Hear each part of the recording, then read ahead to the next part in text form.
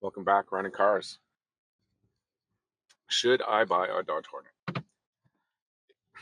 That's the question. Like, I'm getting this question a lot lately, not just on the YouTube videos, but actually out in real life. People see the car, they come up, they talk, or they find out about the car, what I'm driving. And here's the thing about the Dodge Hornet. I don't know what it is. I don't know what it is. It's not a flashy car. It doesn't really stand out. It's not like a Lamborghini or Ferrari or some super sporty thing. The colors aren't wild. The styling isn't out there. But for whatever reason, like since owning this car, people are interested in it. And I've mentioned this before. My daughter even mentioned it in a video that we were talking about. But people come up and talk to you about the car. And if you've owned a flashy car, like if you've owned a Porsche or you've owned like a Ferrari or Lamborghini or something really one off, especially hot rods here in North America.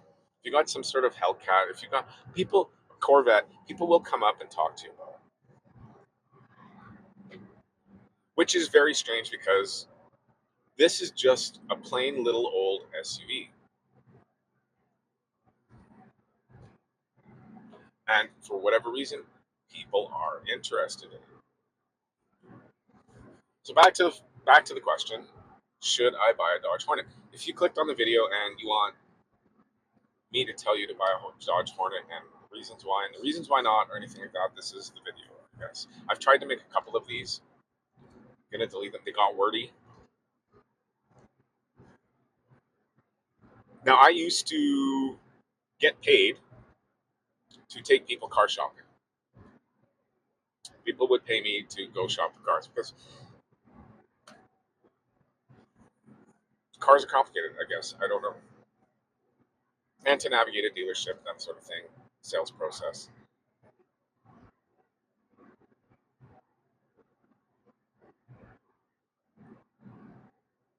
Should I buy a Dodge Hornet? Usually that question comes from the standpoint of, is it reliable? Is it going to be a good car?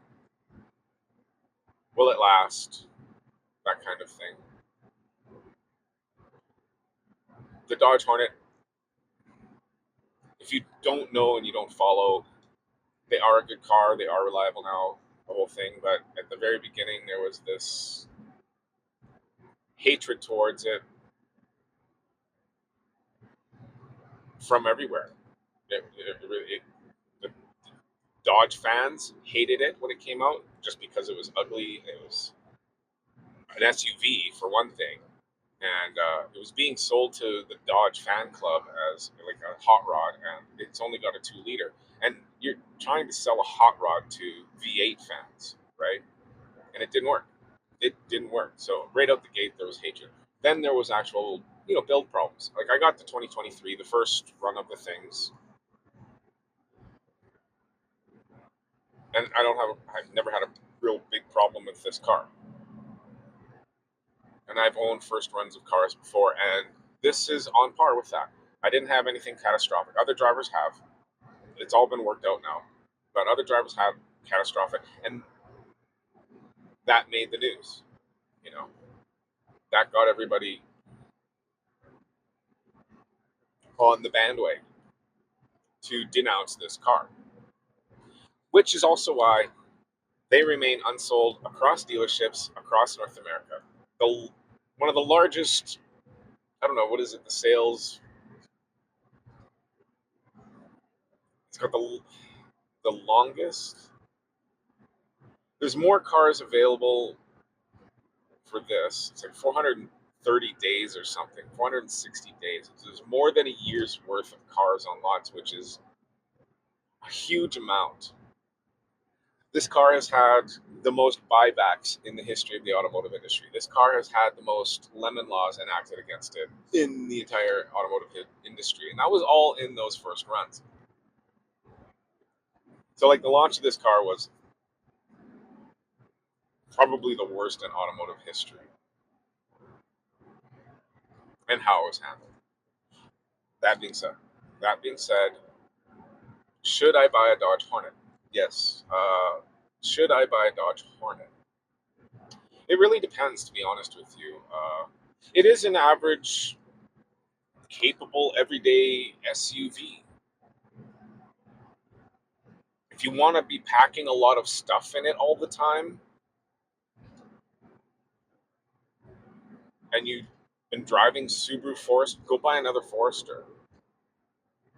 This car is very quietly a performance car. I'm not going to say performance car because owning an actual performance car, there's a lot of maintenance that you have to do, and you kind of don't have to do that with this one. But it does do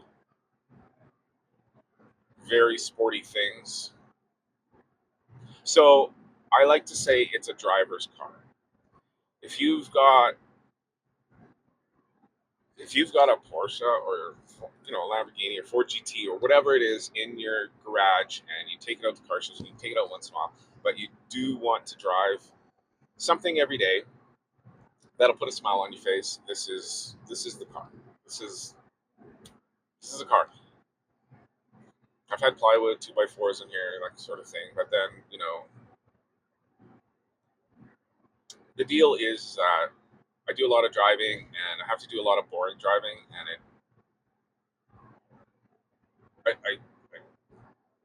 at the end of the day, I get to get into this car. And before this was my BMW 3 Series. And at the end of the day of like 8 to 10 hours of driving or whatever it is, people driving people around, I get to get in this car and see, I get the smile. I'm thinking I get to have some fun in the car.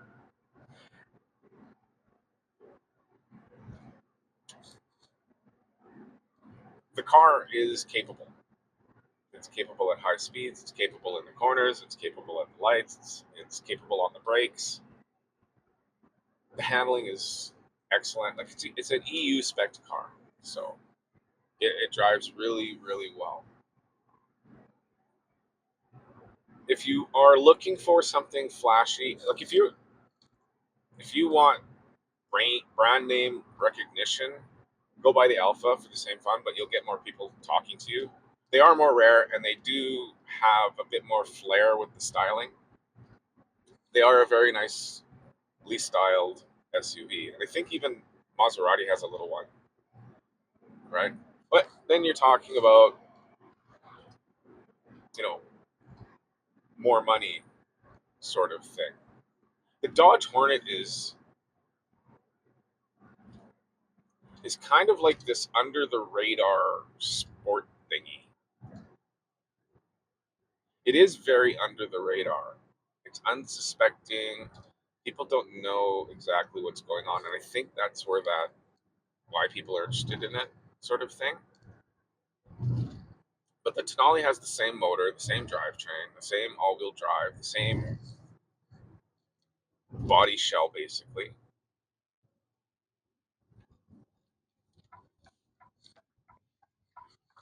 And and you get to say like outright, it's an Alpha. When I bought this car, I texted my friend, and then I had texted him like I think it was the night before, the 2 nights before or something, asking about what is a Dodge Hornet. Like I don't going to the dealership. I'm looking at a Cherokee, but I want to have a look at this Dodge Hornet thing. It sounds fun. It's the one I was going to go look at had a track pack sort of thing. And he told me it's a rebatch Alpha, and I was like, oh, okay. I didn't really know what to make of that because Alpha itself does have quality control issues throughout its history, and I never really trusted Dodge, but it worked out. It worked out. But I texted him the next day saying, "Hey, I bought the Hornet,"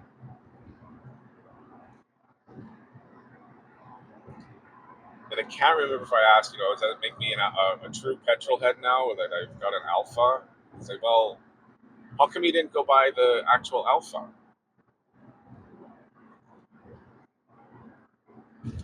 So I drive a Canadian Hornet. It is 100% Italian. It was all built, manufactured, machine, whatever you want to call it. It was all done in Italy. The American ones are different.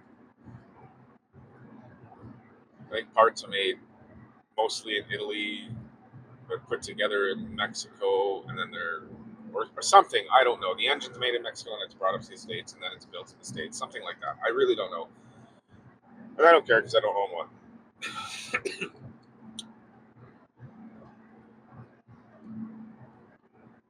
And that's kind of also something that's going on in the car market where it's a really strange time where reliable brands are not reliable anymore. Brand new, the 24s, 25s, like things like Toyota, Honda, you can't trust it right now. Whereas I got into this car after buying it, and I really, I was driving on eggshells, is how I like to say it, because I didn't trust Dodge and I didn't trust Alfa Romeo, and I also didn't trust that it was a first of a first of a first. And I thought I was going to have some weird catastrophic problem because that was also happening on the forum. Guys were coming in telling their stories, and I was like, "Ooh, it's happening more and more." But it's not everyone. It's not all the cars. It seems to be very select when and where it was happening, and I don't think it was happening to too many Canadians because not too many Canadians bought these things.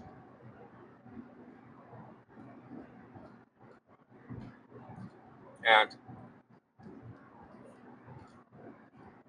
so yeah, like I was driving on eggshells, but it turns out that my anxiety wasn't needed. This car has been very cheap to run. It's only been doing oil changes. I've owned Toyotas before. This is very comparable. Actually, a little bit more so because it's got driving spirit in it, driving soul, whatever you want to call it. That little bit of extra. And car reviewers do not do this car justice when they do talk about how sporty it is. Mostly because you're on basic city roads doing basic city boring driving, right? After owning it though and running it through its paces, it's yeah, it's this is very very sporty, very capable. And well, this is a GT plus, but I think even the regular GT is just as good. Comes with the same motor, same suspension. I think the tires are 17 inches. It's more of an SUV. This has the 18-inch, but I mean, come on, it's splitting hairs at this point. The base model GT is just as capable as this thing.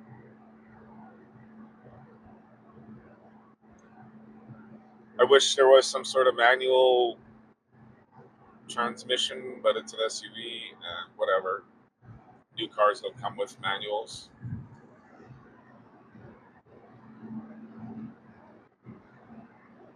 Should I buy a Dodge Hornet? If you are a driver, yeah, this is a no-brainer. Pick one up. Like, what's the worst that can happen? Like, really,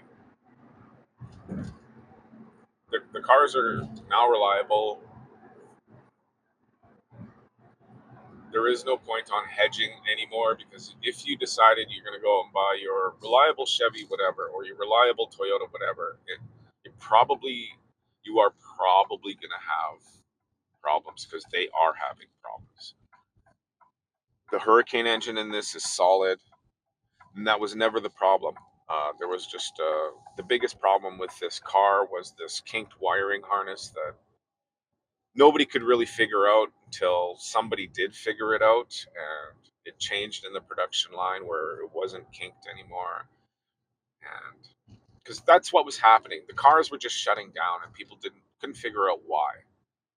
And then they would throw parts at it and then send it back out on the road. And then a few days later, the same kind of thing would happen. The car would shut down, all the lights would go off, sort of thing. It was an electrical thing, and it's gone now. It's been the kinks have been worked out. There's nothing weird where the screen's failing and shutting off the car. You get with Hyundais.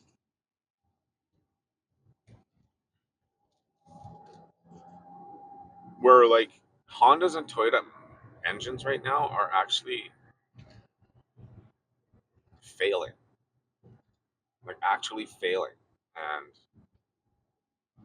there's recalls now for it. Eh, Not with the Dodge Hornet. You know what? The I had a couple of recalls. Most of the recalls I had when I first got the car were about stickers complying to the Canadian Safety Automotive Standard or whatever. And I think and then there was the software update which solved some of the glitchiness of the safety front collision warning and the front camera stuff and the sensors or whatever. Then I think the latest one, it affected a few of the Hornets, a small percentage of them, where it had to do with the backup camera and the screen. It would go blank or something like that, but it's been updated. Like every recall for this car has just been like a software update.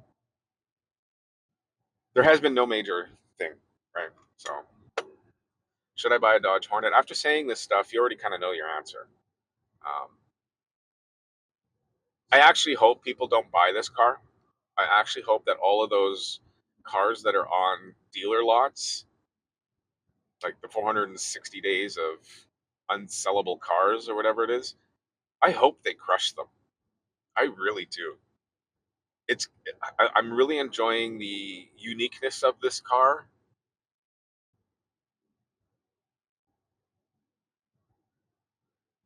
especially on the road. Like I don't see a whole lot of them, and it's kind of nice to see one. It is kind of nice to see one because they do look good, and they do. I mean, they stand out, but they stand out like this tiny bit, and I can't put my finger on it. I go, geez, that's a good looking car.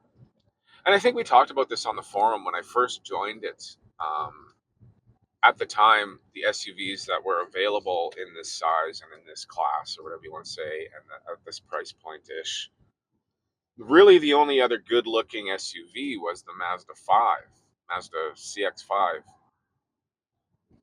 And it had the styling, and the interior wasn't as nice as this, but it's a good looking car. Even when I see it drive past them today, wow, that actually stands out. It's the same thing when I see another Hornet. It's like, ooh, oh, hey, it's a Hornet. That is a good looking car. But I have seen the Alpha as well. I've seen a blue, black, white. I did see a black Maserati little SUV, and I actually can't find it on the internet. But my point about that is that it's a good looking car. It does kind of catch your eye, but it's not flashy. That's the weird thing. I feel safer driving around and speeding in this car than I did with my BMW. I thought that was actually an under the radar performance car, and it was. But everybody saw it as a BMW and go, "Oh, a BMW driver," and people are waiting for you to do something stupid in it, right? In this car, nothing. It blends. It looks a little off. It's a little different, but it's an SUV, and it's so unsuspecting of what it does in sport mode. I just thought it was interesting, and I thought I'd like to share that with you. Should you buy a Dodge Hornet?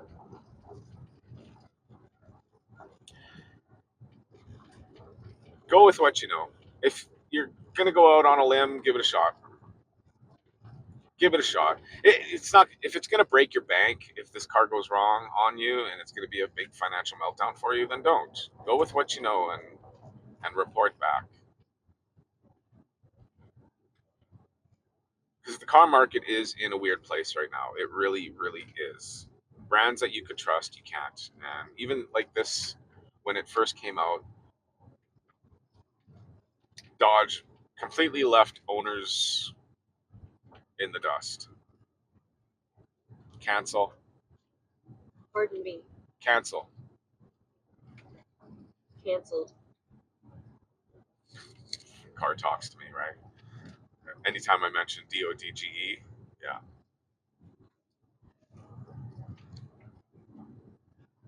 This is a kind of a super techie version of it. There is a pure driver's version of this, the track pack. Uh, there is no other interior that will match this on any other SUV in this thing, in this class. It's a really nice place. I've said it before. I've said it before. Should I buy a Dodge Hornet? You know, if that's your question, say yeah, bite the bullet. Go down and get one. Report back. It's not a big deal. It is a little bit of a hidden gem. I warn you.